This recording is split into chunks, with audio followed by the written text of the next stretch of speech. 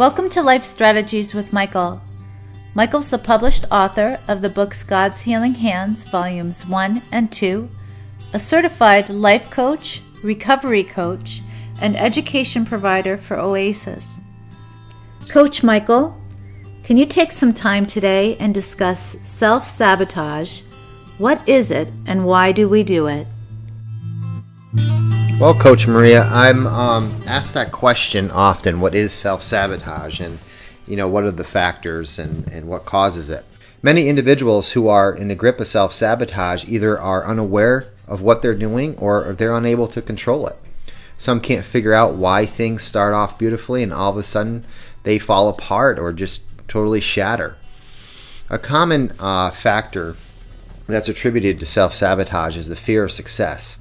Now, fear of success is a prominent one. Although they do not realize it, many individuals will not allow themselves or their projects or their relationships to succeed. Some feel that they do not deserve it. They harbor guilt or shame about who they are and will not allow themselves to win or to have that kind of life that they really want, that successful life. They just don't feel worthy of having it. Some have a long history of being told by parents, friends, workers, co-workers, or teachers that they aren't worth much. Some have told it to themselves, and they believe it. It's become a false belief in their minds.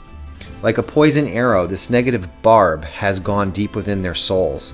Now, these individuals, believing it is true, cannot allow themselves to shine or to grow and past a certain limit.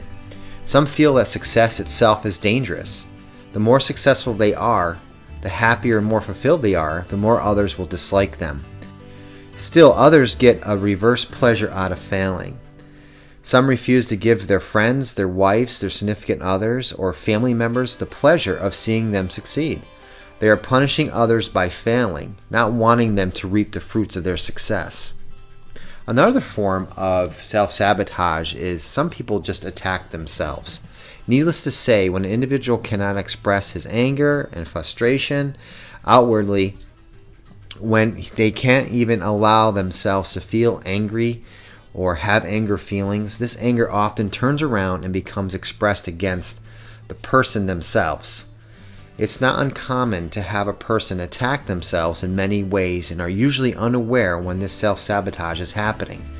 Some ways of attacking the self include constantly choosing the wrong person for a relationship, choosing a job that is not right for them, staying in negative situations that continue to pull them down, being with people who don't respect them, taking on projects or challenges that they know they're not suited to handle.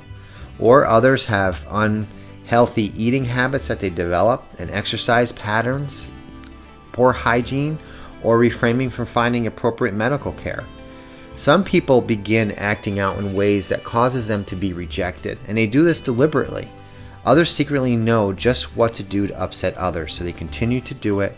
They build a relationship, and they just tear it down. Then they try to build it up, and then they try to tear it down. They're hot and cold. They're push and pull. People that fall under the category of self-sabotage.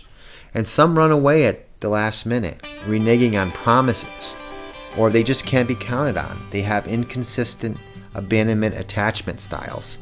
And Coach Maria, this really truly affects their relationship with others, not to mention their relationship with God, and also importantly, the relationship with themselves. Stay tuned for part 2 of self-sabotage.